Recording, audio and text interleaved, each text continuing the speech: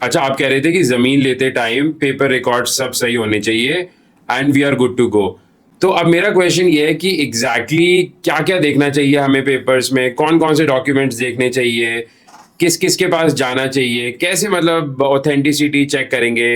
मतलब हमारा खुद का एक अपना प्रोसेस है, पर आप कैसे बताओगे क्या है प्रोसेस? जो पुराना प्रोसेस है उसमें यह है कि आपको सबसे पहले वही जमीन का पहला खसरा खतौनी आपने देखना है। ठीक है। कौन जमीन बेच रहा है, ठीक है। ठीक है, गांव का नाम क्या है उसका, ठीक है। उसमें ये आपको मिल जाएगा वो कितनी जमीन बेच रहा है। ठीक है, ये यूपी भूलेख पे मिल गया। ये 3 रिकॉर्ड आपको चाहिए प्राइमरी आपके पास। उसके बाद आप यूपी भूलेख विभाग पे जाएं, वहां पे जाकर के उस जमीन के बारे में पता करें, जमीन क्या है, श्रेणी 1 की जमीन है कि नहीं है। ये क्या होता है श्रेणी 1? श्रेणी 1 की जमीन ट्रांसफरेबल जमीन होती है ना, अच्छा। जो ट्रांसफरेबल जमीन होती है उसको हम श्रेणी 1 की जमीन बोलते हैं। अच्छा। वो जमीन है कि नहीं, अलग अलग जमीनों की अलग अलग श्रेणी होती है, क्लास होते हैं अलग अलग, ठीक है ना। 2 जैसे श्रेणी 2 की जमीन है वो ट्रांसफरेबल नहीं होती है। अच्छा। और भी श्रेणी की ट्रांसफरेबल नहीं है, तो उन जमीनों वाले ने तो श्रेणी 1 देख लें बस। हमें सबसे पहले वो देखें।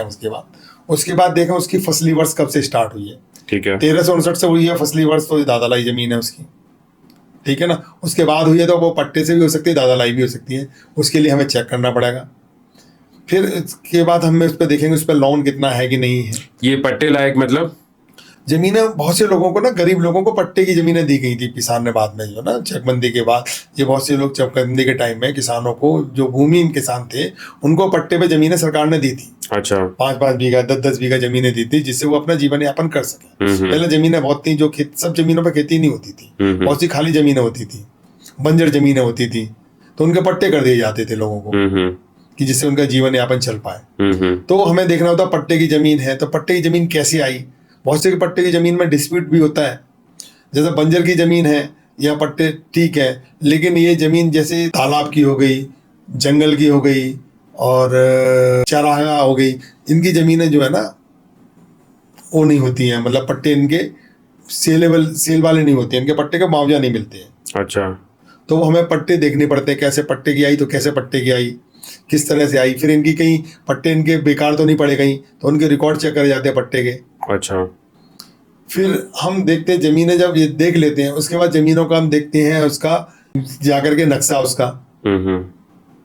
फिर 41-45 निकलवाते हैं उनका रिकॉर्ड। अच्छा। तो उसमें जो जमीन उसको कैसे आई, अच्छा। उसमें लिखा होता है 45 जो ओरिजिनल खतौनी होती है, तो उसमें रिकॉर्ड मिल जाता है उसका। फिर हम उसका सिलसिला देखते हैं, उसके दादा की होगी परदादा की जमीन होगी तो उसके पास कैसे आई और कितने परसेंटेज आई, सिलसिला बनाते हैं उसका, ठीक।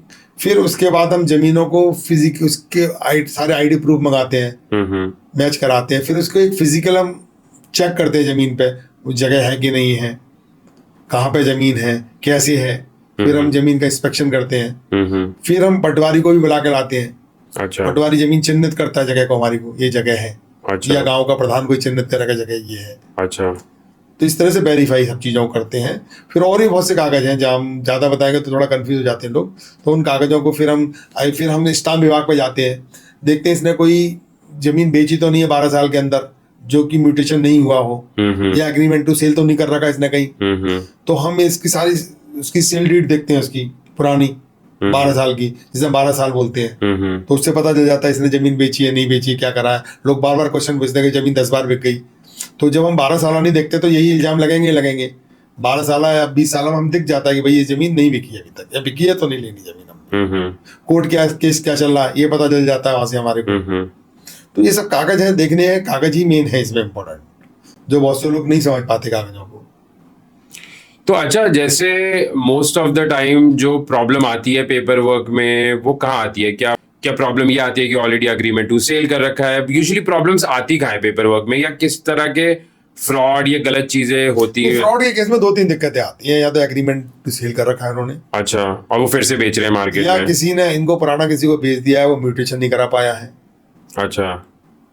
भारत में बहुत से लोग म्यूटेशन नहीं करा पाते, उन्हें पता ही नहीं म्यूटेशन है, रजिस्ट्री को ही सब कुछ समझते हैं, जबकि म्यूटेशन ज़्यादा इंपॉर्टेंट है यहाँ पे। तो वो ऐसे केस में होता क्या है कि म्यूटेशन नहीं हुआ है तो 12 साल बाद जमीन पर वापस किसान के नाम आ जाती है। अच्छा। तो 12 साल तक तो वो म्यूटेशन करा ही सकता है ना। तो सपोज करो 10 साल हुए किसी जमीन को बेचे हुए उसको, और वो 2 साल तक उसका क्लेम रहता है जिसके नाम पहली रजिस्ट्री हुई है। अच्छा। और हमने ले ली तो हमारी तो दूसरी रजिस्ट्री है, तो नहीं होगा, तो हमारे लिए वो गलत होगी जमीन वो। तो ये कोई म्यूटेशन क्यों नहीं कराता? समझ नहीं है बहुत से लोगों को, अच्छा, आइडिया नहीं है बहुत से लोगों को, बताते नहीं है लोग, या पैसे ले लेते हैं दलाल और म्यूटेशन नहीं कराते हैं, से भ्रम में रखते हैं पार्टी को, और वो चेक नहीं कर पाते वो चेक नहीं कर document। पाता है, क्योंकि पहले कोई डिजिटल वो जाता भी नहीं है, उन्हीं पे भरोसा रखता है उसको।